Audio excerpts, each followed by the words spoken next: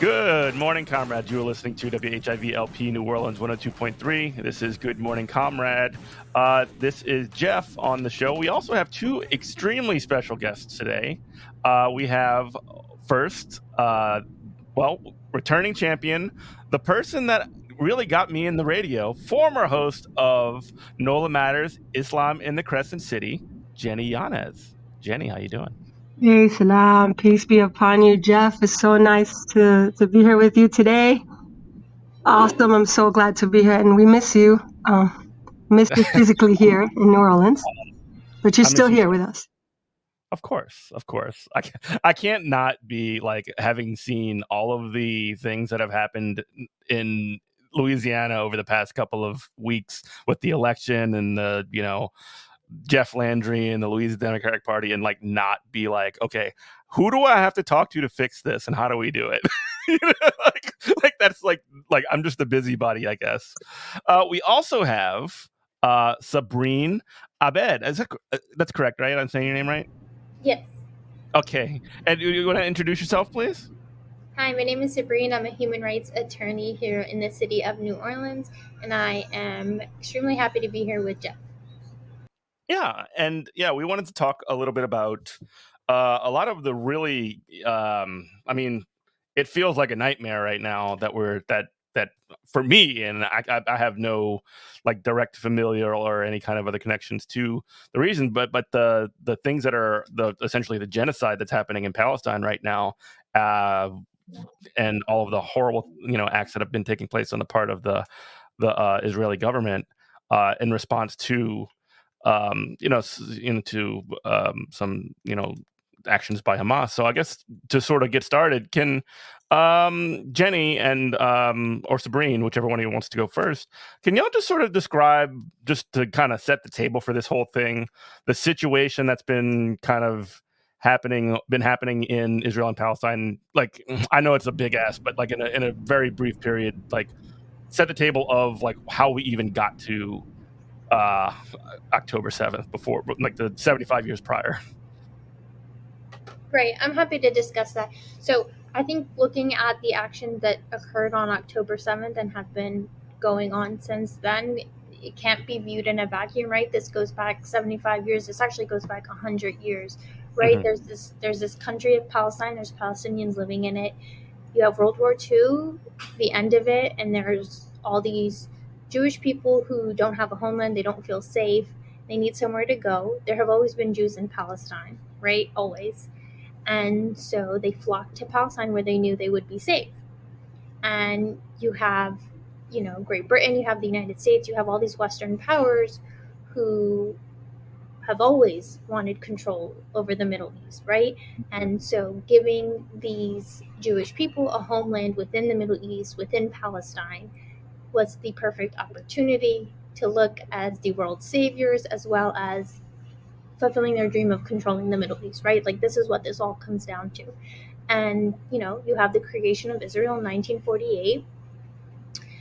And with that has come a genocide, right? This term genocide, I feel like this is the first time in my life I've actually heard people use it to describe what Israel is doing in Palestine. But I feel like that is a disservice to all the Palestinians who have been dying in Palestine at the hands of Israel 75 years back, right? The genocide did not start October 7th. It didn't start today. It started 75 years ago. They've been killing Palestinians. They've been holding Palestinians without any type of justice, any type of court proceedings, anything. And you have, right now in Gaza, you have 2.2 million people. That number is not accurate anymore because they've killed thousands of people, but 2.2 million people in the strip of land that is not that big in Gaza, and they're blocked. It's an open air prison. They can't go anywhere. They can't go in. They can't go out. they're blocked by the sea, they're blocked by air, and they're constantly being bombed with nowhere to go. And so this genocide didn't start October 7th, started 75 years ago. Mm-hmm. And it's really sort of important. You mentioned 2.2 million people living on this tiny little strip of land. It's one of the most densely populated places in the entire world. I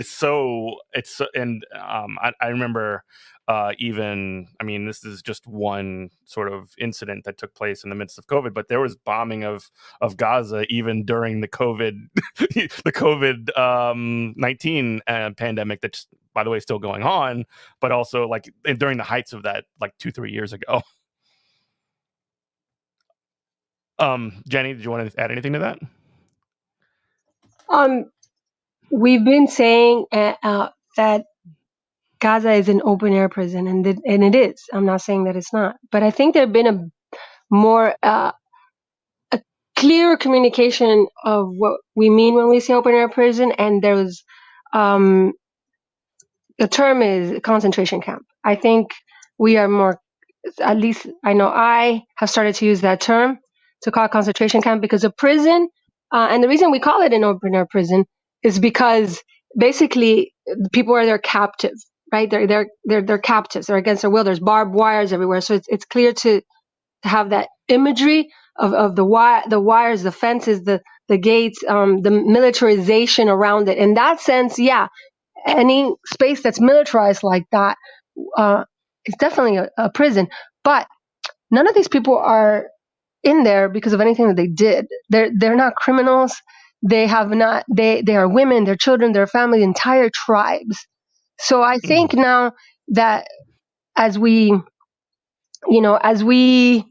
try to communicate this to people who keep not saying that they don't understand what's going on, and we try to communicate it clear, I'm more comfortable with using the word concentration camp to describe that. Yeah.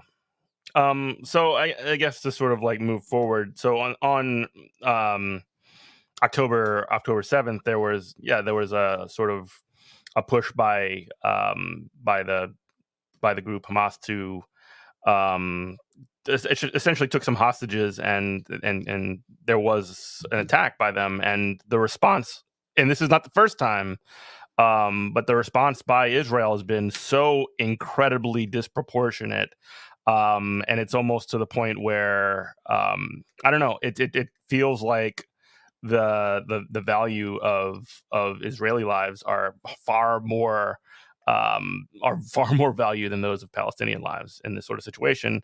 Especially considering that many of these people are civilians that have been attacked. I've been hearing a lot this whole rhetoric of, our children, our mothers, our sisters, and like Palestinian men are just as deserving of a fulfilled life as children, as women, as anyone else. Those men in Gaza have done nothing wrong but being born Palestinian within this border that Israel has deemed that they can bomb at any point they choose. So I just wanted to address that. But I mean, put the bombing aside, right? Because there's all these, I'm gonna quote Trump for the first time in my life, but fake news. These fake news Israeli propaganda that Hamas is the one bombing Gaza, which is the dumbest thing ever, but whatever. So the rockets aside, the fact that Israel decides whether Gaza has food, water, electricity, medicine, any type of aid is absurd. There is no reason why Israel should control whether a Gaza person eats tonight or not, regardless of Hamas, regardless of the rockets. Even on a regular day basis, when they are not in constant bombing, they still are able to cut off water. They literally calculate the minimum amount of food needed to survive for the population in Gaza, and that's how much food they allowed into the Gaza border. That is disgusting. Yeah, and then they would have, and when determining that policy, I can't remember. It was it was like this horrible line of high-level Israeli official saying that Gazans need to go on a diet, which is essentially like budget cuts to to people's like food that they need to survive. It's incredibly like callous and cruel. Jenny? So actually, yesterday, was it yesterday? It seems like days and nights are turning into one for us, for people of conscience who just think about all the humans under rubble and the bombs that are going to keep falling on them, and then their survivors. As Sabrine said, how the survivors, if you are burying your husband and children, and you survive, then now you have no water and food for yourself and your remaining family and neighbors, and especially no time to grieve. I mean, they can't even and bury properly. So we was and there was a protest, a rally, I should say, a rally yesterday in front of City Hall, and I actually brought that up, the proportionate response, and I said that it's not, how can it be proportional? So if you're looking at Israel, who is a recognized state. Palestine is not even recognized as a state by the United States. It's not even recognized. Israel has a full military, and it has nuclear weapons, fully supported by billions of dollars of the United States money and weapons and trade, fully supported. And Palestinians can't have weapons. They can't have planes.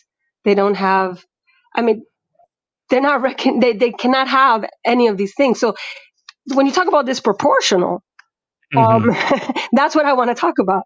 When we talk about disproportional, and I did have some numbers because, like I said, I did talk about that yesterday at the rally. It's $270 billion in combined economic and military aid since World War II, more than we've given any other country in the world. And it's about $18.7 billion a year in trade with Israel. It's our largest recipient of foreign aid. How is that proportional to begin with? Right? The power we talk about, it's just not fair. It is not explaining it enough. The differential in the power, the difference in power here is enormous. So if you're going to talk about disproportional, Israel is far in a position of a powerful, securitized, militarized, fascist government, and against the people that are displaced in a concentration camp. They're controlling. I mean, we all heard it. 24 hours. You have 24 hours, and we are cutting your water, electricity. We're cutting and food. Nothing's going to come in. Nothing's going to come out. Have you ever met an oppressed person that has the power to do that for anyone? Right. It's just mind-boggling. It's like, does anybody have common sense? They're caged, and then they're being told you're being cut off from the world. Who's cutting them off? Who's cutting them off? The poor victims? The poor victims are cutting them off? So if we want to talk about disproportionate, let's talk about that. That's disproportionate. And then let alone, disproportionate that the United States was the only dissenting voice against the ceasefire at the United Nations. You have a power as strong as the United States that has veto power on your side, that it's grossly disproportionate. I will agree. You want to talk about disproportionate? It's grossly disproportionate, completely favored to Israel. It's very little that can be done without the United States and many of the world powers calling this what it is. This is ethnic cleansing, and you've positioned the Palestinians for genocide. And there's there's also the expectation, or I don't know how to put this elegantly, but there's this sort of rhetorical expectation that the Palestinians must be perfectly, utterly peaceful while facing what you just mentioned, this constant state of deprivation and violence, and being forced in this situation. When, I mean, you and I, all three of us, understand human nature. When people are pushed to the limits, they fight back. And this is not in a situation where I don't want anybody to condemn or excuse anything by anybody, any party here, but just on a sort of this is how people work level. like you're essentially cultivating a situation where you're going to have a militant radical leadership of whatever, the people that you're oppressing. Like that's just going to happen. That's just how it works. So I've never been in the practice of telling oppressed people how to fight their oppressor. I don't think anyone should do that. But we know from history that liberation is not pretty. It's not nonviolent. The only way a people have ever gained their freedom is through armed resistance. We also know, not that I respect international law, but for people who only accept things if white people say it, we know under international law that armed resistance is the right of the oppressed. I mean, the United Nations, for whatever that means, tells us that, right? But when you have oppressed people, when you have a mother who has buried all of her children, I mean, what else is she supposed to do? She has lost everything. She has buried every aspect of life she has given. What do you do? When you look at your dad, my dad's a political prisoner. He was imprisoned by Israel many times for opposing the occupation, and my dad has scars all over his body.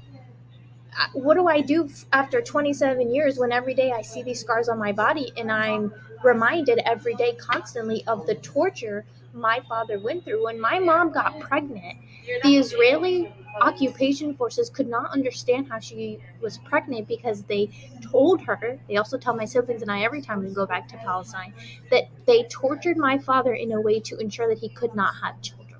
And so they don't understand how he then gave life to 4 of us, right?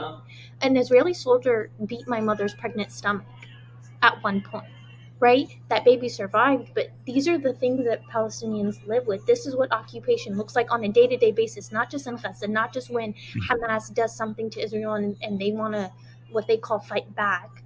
This is every day. This is what occupation and oppression looks like.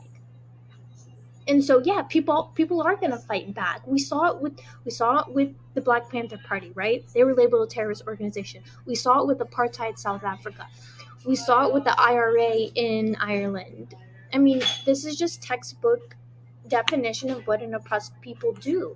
And I'm just going to say it, when Hamas parachuted into Israel on October 7th, those Hamas fighters were going home. That's the land of their parents, their grandparents. That was Palestine pre-1948. This isn't just some idea that they parachuted into a land that's not theirs or that they've never known or that they have no connection to. That land is what their grandparents cultivated and built with their very own hands. That's the same land that their grandparents and ancestors got married on and had children and died on. And so to say you have no right to come, I mean, that's absurd. Mm-hmm. Yeah, that's true, and yeah, definitely. The one thing that I can take away from something like that is, yeah, you cannot tell people that you've been oppressing for decades, almost 100 years, that when you can't expect them to be a perfect victim.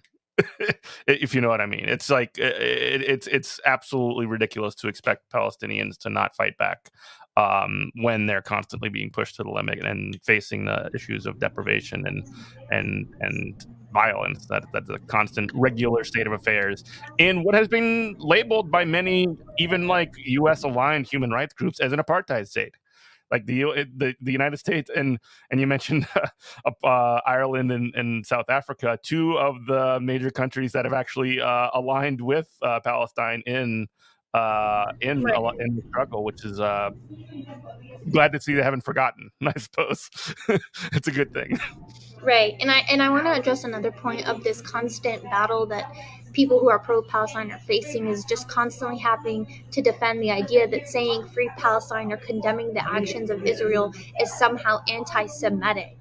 Palestinians are Semitic by definition. They speak Arabic. A Semite is somebody who speaks Arabic. So you cannot say that the call for our own liberation is anti-Semitic when we ourselves are Semitic. I mean, this rhetoric is so violent and it is so inaccurate, and it just leads to this further idea that Israel can do whatever it wants to the Palestinians, because telling Israel anything is anti-Semitic. It's anti-Jewish.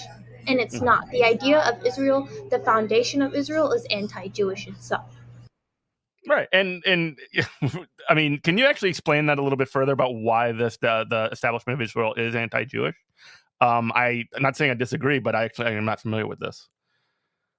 Yeah, I mean, so if you look at Judaism and what it is in its entirety, the values don't align with what Israel does, right? I'm not Jews. I feel like I'm not like the spokesperson and I shouldn't talk about this. But I encourage everyone to look up Judaism, the values of Judaism, what their own Torah says about a homeland. Do that research and then see what Israel is by definition and see if they align or not, and they won't. Well, and go ahead, Jenny. Sabrine, wanted to say something to what you were saying. In 1948, this was, as we all know, when the Balfour Agreement, and this was a British decision that was made for a people that weren't living in the land of Palestine at the time. That is one way that you know that this wasn't a call from the Jewish people from the Jewish land. It was neither thing. No. But it was a deal between empires for what to do with what they had decided was a problem of the Jewish people, because this had nothing to do. The Palestinians, the Muslims, even if I may say, the Arabs did not create the problem that Europe considered the Jewish people to be. We have a long history of being supportive to the Jewish faith. It is in our religion. And the Christian Arabs have been supportive of the Jewish faith for millennia, not even century, millennia. So this is a modern problem created by empires. And these are, there's so much that could be said about that, but people that are saying this has to do with religion. They used religion. They used our sentiments, whether you're Jewish, and I can't speak for the Jewish people either. Sabrina, I agree with you 1,000,000,000%. Whatever faith that we are, right? We recognize when the leaders and the people who are constructing these contracts and making these systems of power, we realize when they use the religion. We realize when they use religion to justify their acquiring of power or their disproportionate preference over one group over another. Because people of real conscience and people of faith, that calling, it looks very different for us, right? It looks very different. So we recognize that this is, and there may be religious people in any of our communities that are saying that the other one, this is the interpretation. But what's happened in 1948 has nothing to do with that. Mm-hmm. Yeah. And definitely the sort of way that the state of Israel is used sort of militarily. Like Joe Biden it was either the 80s or in the 90s himself said, a long time ago, that if Israel did not exist, we would have to invent it because it's the perfect sort of hot button issue nation that the U.S. can have as a permanent ally in the region that they can use as a strategic sort of forward operating base to project empire. And that's something that's like never even touched on in a lot of this discussion. But like when you think about, when you think about it in terms of, and again, this is not me talking. This is Joe Biden saying this, talking about the strategic abilities and the strategic sort of advantages that you get from having an Israel and have it be in such a specifically militarily politicized situation where call it what it is. It's an ethno state. It's a religious ethno state to a certain extent. And the other day we were at a teach-in and I learned a lot. And Sabrina, if you remember the name of the of the person who brought this up, I had never thought about it as much, and I feel I should have known. Of course, I guess I never had asked this question, or I forgot that I knew. But the term itself, Middle East, is not a term that the Arabs gave themselves. It's not a term the Palestinians gave themselves. The region didn't give themselves its name. It's a name of colonizer. gave to. It's the middle of the east of what? It's the middle of what? It's really it's the middle of what? I mean, if it's between our trade routes and the eastern trade routes, right? Between the western trade routes and the eastern trade route, these people are in the middle, and we got to make sure that they let us, do what we got to do. Or the Middle East is not a term that's in our religions. It's not a term that's in our cultures. It's not a term that's, in our language. This is, again, we're using language also that's the oppressive of the oppressor. It is a fundamentally Western term. Yeah, thank you for putting it succinctly for me, because I'm still trying to work out how we've accepted certain terms. We've just accepted certain terms, and we learn how to speak them, but then we have to own our own terms, right? And let me tell you something, because I'm Muslim, you know that, and that's not. I care about this not just because I'm Muslim, but because anybody that's human should care about this. But for Muslims, the center of the world is in the Middle East. That's where our prophets came from. That's the center of the world. So yeah, that's news for the West, right? But just wanted to put that out there. Sabrine? I'll just add to the whole religion topic of this. 2 days ago, Israel bombed a Christian hospital in Gaza. That hospital had a church inside of it where people in Gaza were seeking shelter because their houses have been bombed and demolished. And so when we make this a Jew versus Arab or Muslim versus Jew, well, what about the Palestinian Christians who have always been there, who have always been in Palestine and have always been persecuted by Israel since their creation? What about them? Where is their justice? Israel constantly blocks Palestinian Christians from having Easter service, Easter Mass in Palestine. They constantly block them from entering Bethlehem. I mean, where is their justice? Where is America? Where is the West for the Christians in Palestine who are being persecuted? Does no one care about them because they happen to be a Palestinian Christian and not just a white American Christian? Yeah, that is really strange, and like you don't even really think about it. Like I don't often think about that, about how I mean, obviously there are people of every religion everywhere, but like yeah, it's like one of those sorts of things where I guess you just don't think about it all the time. And Jeff, what Sabrine was saying about the Christians, if Jesus, peace be upon him, were in Bethlehem, in his birthplace, if he was alive in his birthplace, he would need to get through a military checkpoint, and he would need permission from the fascist Zionist government of Israel to pray in Jerusalem. Mm-hmm. He would need, there are walls, there's checkpoints, there's heavily fortified military checkpoints. He would need permission from them to get to Jerusalem. And the fact that there are so many Christians in this country that don't know that, is frightening. It's frightening because there is the majority of people in this country do identify and say that they are Christian. And so they should have, I can't tell you what they should have. I would hope that they have the moral, the moral courage to tell their politicians, listen, if you don't care about the mother folk, this is the birthplace of Christianity. So why don't we listen to the Christians on the ground? Why we want to hear from them? Because see that if we're talking religiously, that's also where I'm at. That's a really interesting point, and like that's something that could definitely be, I don't know, sort of a way that this can be discussed in a way that this can still sort of be moved forward, and I think that's a really good one. You are listening to WHIVLP New Orleans 102.3. This is Good Morning Comrade. We are talking about hard to the really terrifying events that have been taking place over the past several weeks now in Palestine and Gaza by the Israeli military forces. And we are joined by Jenny Yanez and Sabrine Abed.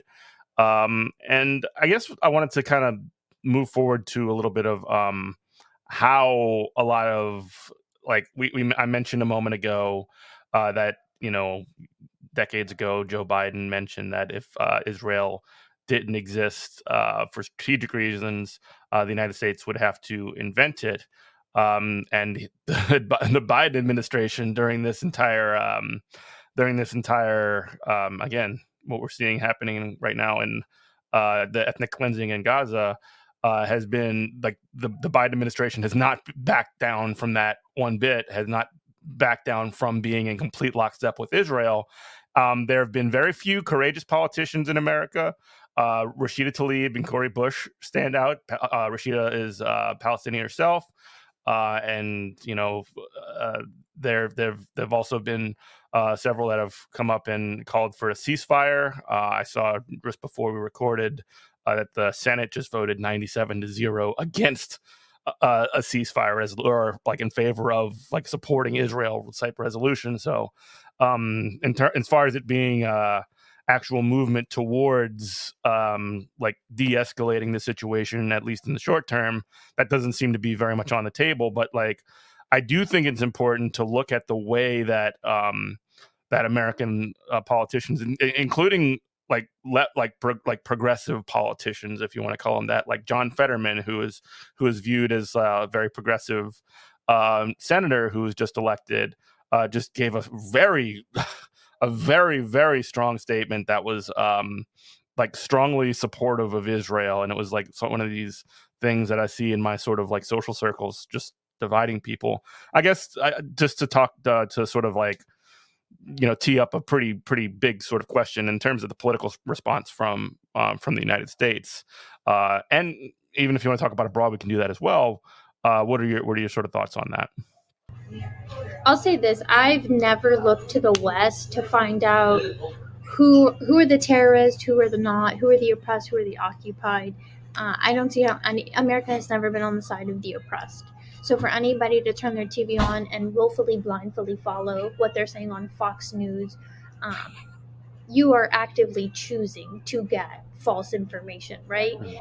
This is something happening outside of the United States, and to me it's just absurd that you would try to get your news from anyone except where it's happening, right? Ask Palestinians what's happening.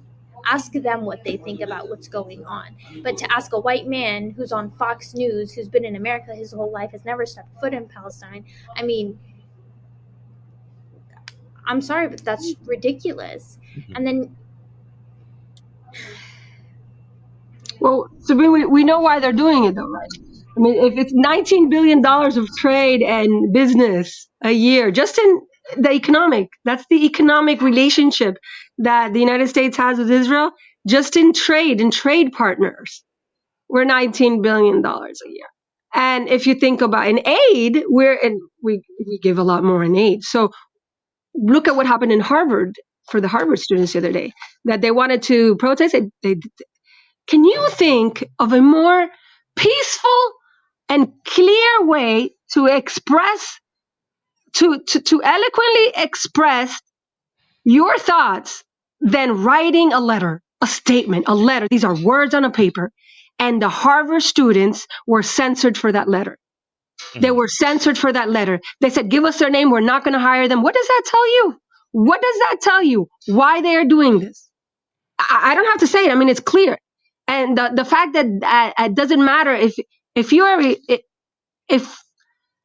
us as a society look at places like Harvard, which are deeply entrenched white supremacist places. So I don't want to make an apology for that. I mean, I realize that. But we look up to them as people who come out of Harvard, as people who are given an opportunity, an elite opportunity to use critical minds and to be thinkers. And then they're telling us, well, we're not allowing them to really think. They're thinking what we are giving them, or they can only say the piece that we want them so they can continue the status quo. So other than that, we don't want them to think too much. So they're literally telling us that. So, but this like, I can just see the average person is going through CNN and and they're looking at Harvard students and they're thinking, oh, they're probably, it's probably a fringe group. It's a fringe group, so Harvard has to control them. They're not seeing that every single voice of protest, no matter how peaceful it is being silenced. And I use that example because it's a letter. Can you think of any more peaceful form of damn protest, Jeff? Yeah.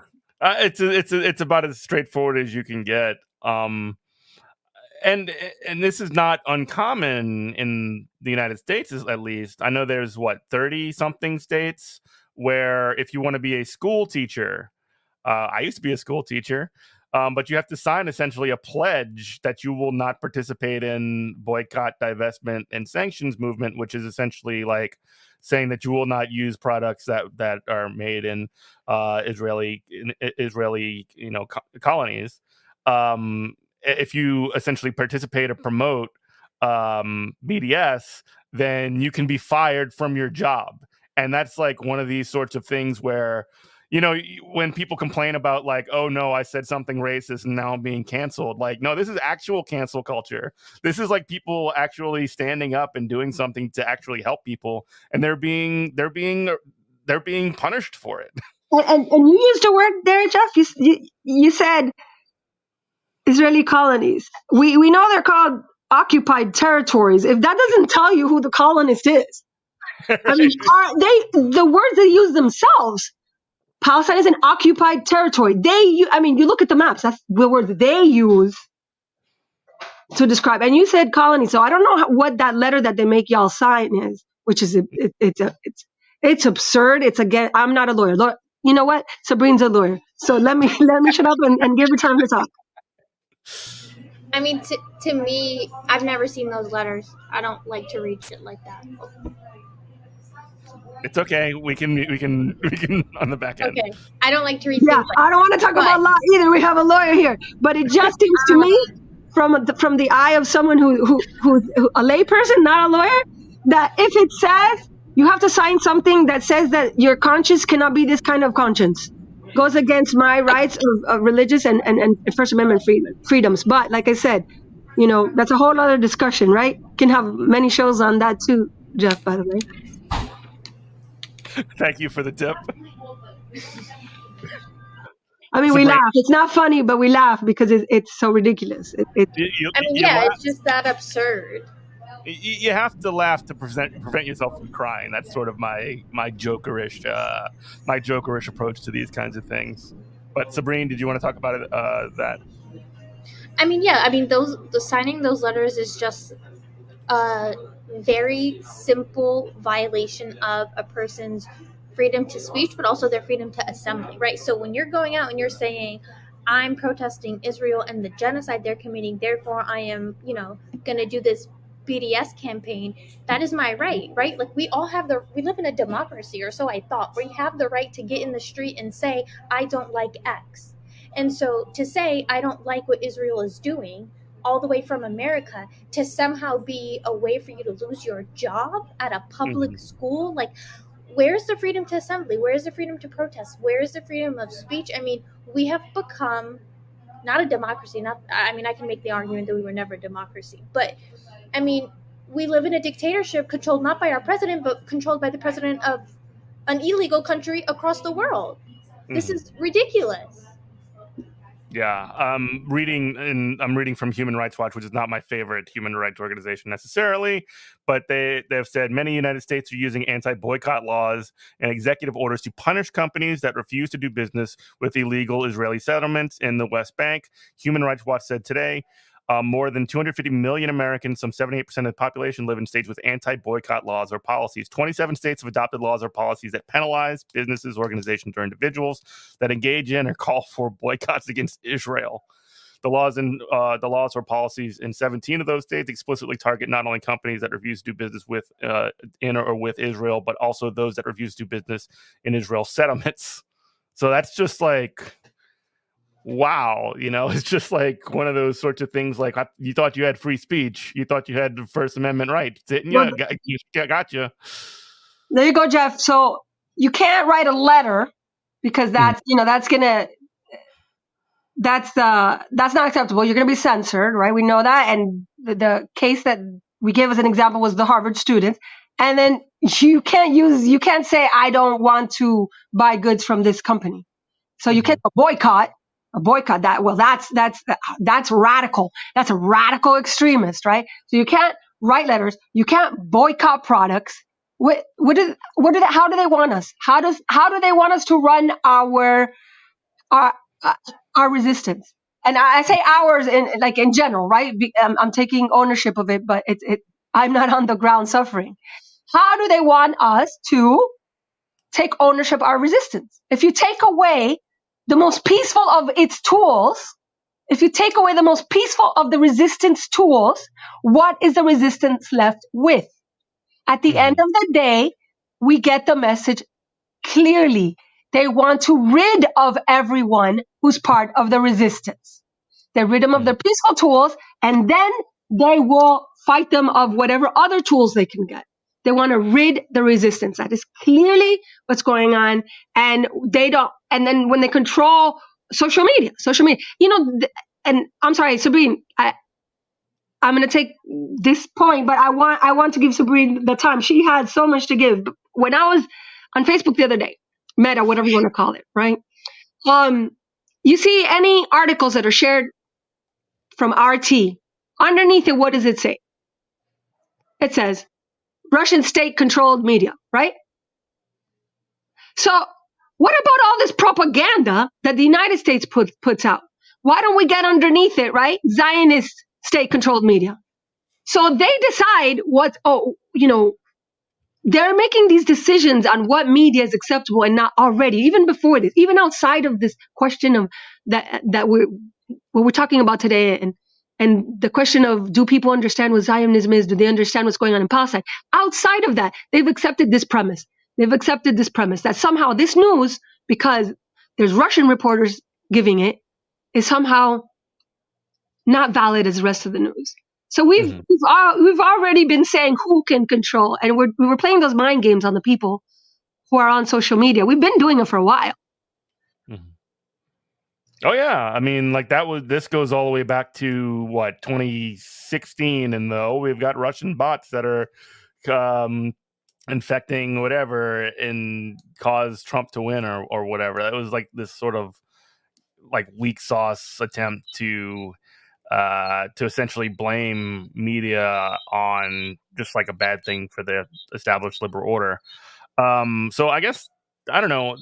So Jeffrey, if they understand that media can be controlled, at least they understand that as a concept, right? They've been introduced to that, and they've actually, they understand it. But now they don't understand it. Now they're like, oh, now we're going to believe everything we read. Now they don't understand it. It's BS. It's not true. They do understand. They just don't. They're not thinking. They're thinking because they're racist, and they've decided we're going to sign on to be Israel supporters. We don't know why. But we're just going to sign on for it, and that's very frustrating. That's not going to lead to any fruitful ending for anyone. And Sabrine mentioned earlier, I mean, this is another good example of some of this mess. She mentioned the hospital that was bombed in Gaza. And it was initially like, it's very suspicious circumstances surrounding this bombing of a hospital. Like, it was very clear that, at least on the front end, that like Israel, the Israeli government had sort of threatened, like, say, we're going to bomb hospitals. You better start evacuating this hospital. This one in particular. We also bombed it like 2 days prior. And then all of a sudden, like, it gets bombed again. And first off, the Israeli government says that, hey, that was a Hamas-run outfit or hospital or whatever. And then it's sort of like, actually, no, Hamas did this. And it's sort of like so much BS being sort of pumped into the situation that you can't really, like, if you are a workaday person who can't really spend a lot of time thinking about this stuff and actually examining the forensics of what actually went down here, then you just sort of like throw up your hands and you go, who knows what could have happened there. It's really, really like shocking how that whole thing, like watching that happen in real time, I thought I was going crazy. Yeah, I mean, one of the Israeli security generals, some general for that government, he tweeted that they bombed it. They completely took credit. They were so proud that they bombed this hospital. And then when they got this backlash, they were like, well, no, actually, it was a Hamas rocket. Hamas doesn't have rockets that are able to do the damage that was done to that hospital. And let me say this, if Hamas had rockets that could do that damage, Gaza would not be under occupation right now. They would have won their freedom a long time ago if Hamas rockets were able to do what an Israeli rocket can do. Mm-hmm. And this is like happening in real time. So like when I saw this, like the hospital, I'm just going to talk about my own sort of like deal with this as it happened. Like I posted on my Facebook, I'm like, oh no, Israel bombed a hospital, and I've instantly got like Zionists like yelling at me like this is what happens in the middle of a war. They're not saying that like, oh no, it's bad to bomb a hospital. And then like when the sort of question of who like sent that bomb or whatever came up, if you even grant like, okay, maybe there is a question of who it was, now they're all of a sudden concerned is like, actually Hamas bombed the hospital, and that's the only thing that matters. They were perfectly fine defending the bombing of a hospital prior, but then all of a sudden it's like, oh, actually you're the other side. It's like very much team sports, you know what I mean? And it's very like, I don't know, that's something that people aren't thinking about this in any kind of actual like critical way, and they absolutely don't care about any of the people that are affected. They're just either collateral damage or tools, or a bloody shirt to wave. But like, how many people were killed? Like 500 people were killed in the hospital, over and like 1,000. Over 1,000 people were killed in the bombing of this hospital, and it's like, you know what? The most important thing is that we point the finger in the right direction. You know what I mean? Make sure that Israel doesn't get blamed. Right. And I know I saw a lot of rhetoric online regarding the hospital that, well, it was Hamas, or we bombed it because Hamas, they were under the tunnel in the hospital, whatever. To that I say, well, what about in the West Bank where Hamas does not exist? You still bomb us in the West Bank. I'm from the West Bank, that's why I say we. But you still bomb, you still kidnap, you're still committing a genocide in the West Bank. You still cut off water and electricity in the West Bank. You still control whether humanitarian aid comes into the West Bank, where Hamas does not exist. And Hamas, to put in perspective, Hamas is a political party that have a defensive sector to them, but Hamas at large is a political party that held lawful elections in Gaza in 2007, and the people of Gaza legally elected Hamas to power. So, I mean, you hear all these words about like, well, what is Hamas? What is Hamas? It's the Democratic Party. It's the Republican Party. It's any other political party that lawfully and legally won an election. So, and then, that aside, they don't exist in the West Bank. So why are you committing a genocide in the West Bank? Yeah. It doesn't make sense. Like, whatever way you look at it, Israel's propaganda doesn't make sense. And I will say that I feel like there has been a shift for the first time in my life where I feel like Israel is finally losing the narrative. Their propaganda is not working anymore. And a lot of that, I give credit to social media.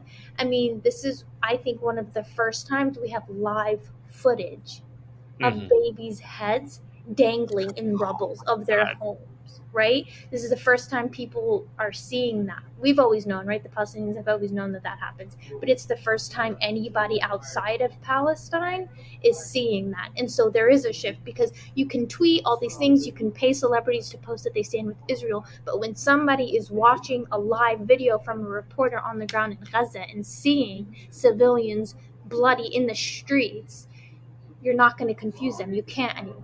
You've lost it.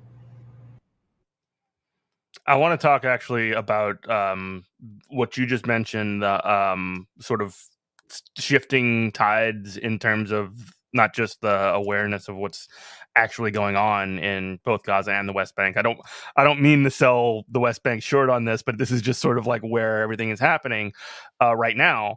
But there is a lot more of a resistance movement, of protest movement. There was just in Virginia and downtown New Orleans.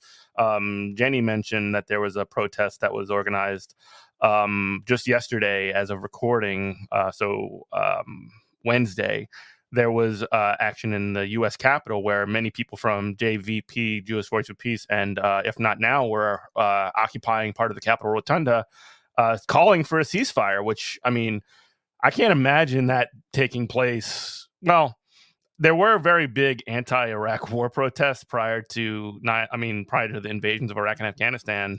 I don't know, if these things are necessarily comparable, but it is good to see that on the specific issue of like solidarity with Palestine and people in Gaza who are under attack right now, who are being ethnically cleansed. It is nice to see that. Do y'all want to talk about that for a bit? Well, let me just say, Jeffrey, that everywhere in the world, there are people who support Palestine, not just in the Muslim world. Okay, you can look at Latin America. Wherever there, Bolivia, for example, wherever there is an indigenous population that has rose up into power, that Colombia, I think too. Wherever there is an indigenous population that has rose up to power, they unequivocally support Palestine. But wherever there is a puppet government that's been placed by the United States or supported by the United States, of course they're not. So it's very clear what's going on. It's the suppressed voices and those that are bought and paid for by the ones that suppress the voices. That's what's going on. But a large amount of the world is actually in support of Palestine. Many people from many countries, right? So the idea that these protests, and actually yesterday was the fourth protest in New Orleans. How many times have you seen that on local news? Because I got interviewed yesterday and it got like 2 seconds. And you know what came right after? It came a protest in front of pro-Israel protest or something. I don't know. It just came right after mine, right? And then they spend most of the time talking about pumpkin patches at the mall or something. So they gave it like 2 seconds. Yeah, I'm not kidding. True. And so they're not putting this out there, but this is a global anti-war movement that is growing in the world.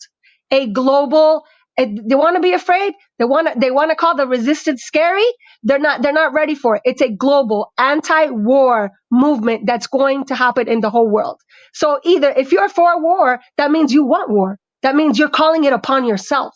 I don't know anybody who wants to call evil upon themselves. I don't know anyone that wants somebody to say, hey, I would love to have a bomb on top of my house. I live in suburbia, somewhere in suburbia, but I dream of the day that there's a bomb on my house. You know why? Because I'm a patriot.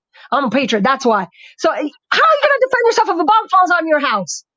Stupid. It's just stupid. But there's a global anti-war movement, and I think they're afraid of that because the people can stop the economy. The people's voices matter. And when the resistance grows, they want to be afraid, then they be afraid. They should do the right thing now. Stop other people's kids from being killed. Cease fire. Call for a ceasefire. And don't just wait till it happens to you in your town, USA one day. Sabrine? So, I have a few points. We want an immediate ceasefire, right? That's what the people of Gaza deserve. But that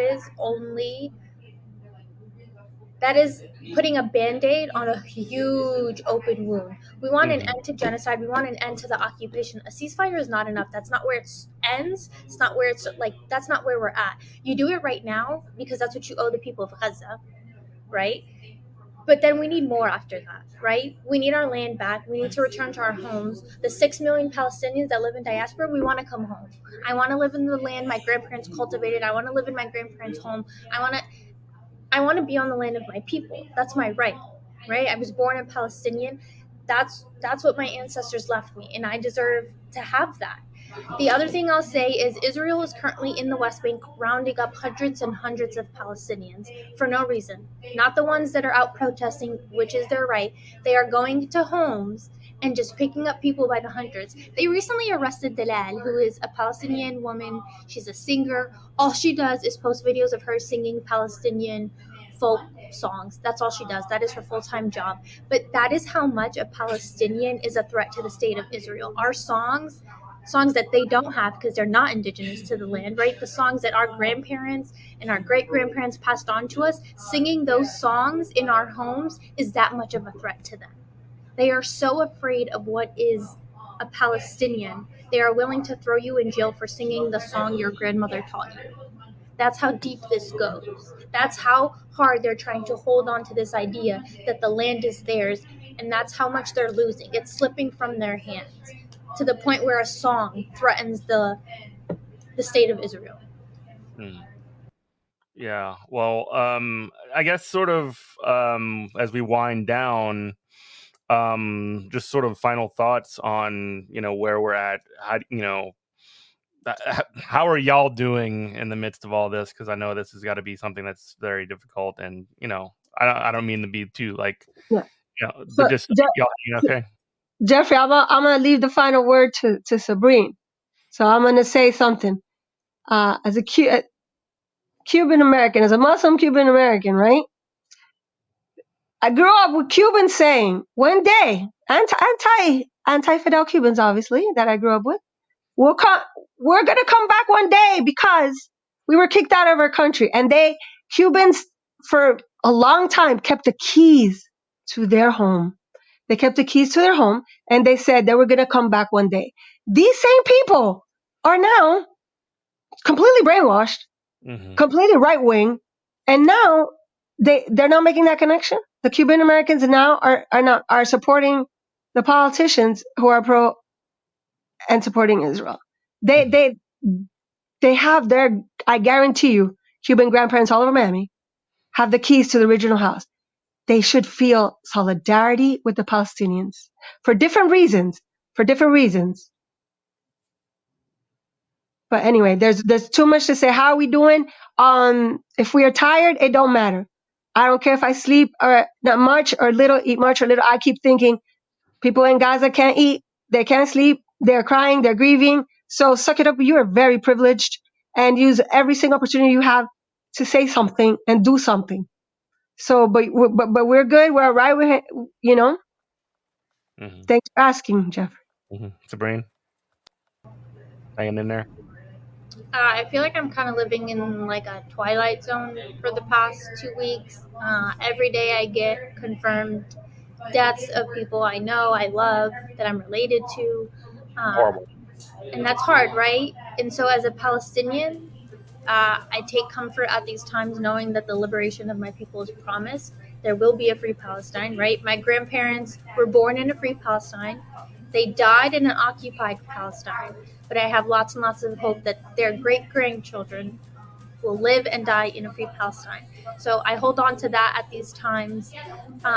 As a human rights attorney, I hold on to the fact that empires always come crashing down. We know that. We studied it. We know it. And so to that, I just wait for how much longer Israel and the United States have. And I just hold on to the fact that knowing that they both will come down one day. Thank you, Jenny, Yanez, and Sabrine Abed. Appreciate y'all coming on Good Morning, Comrade. Thank you to everybody who's listening.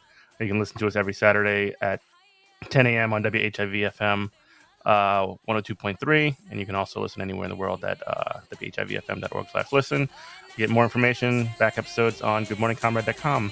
Thank you. I love you. Bye-bye.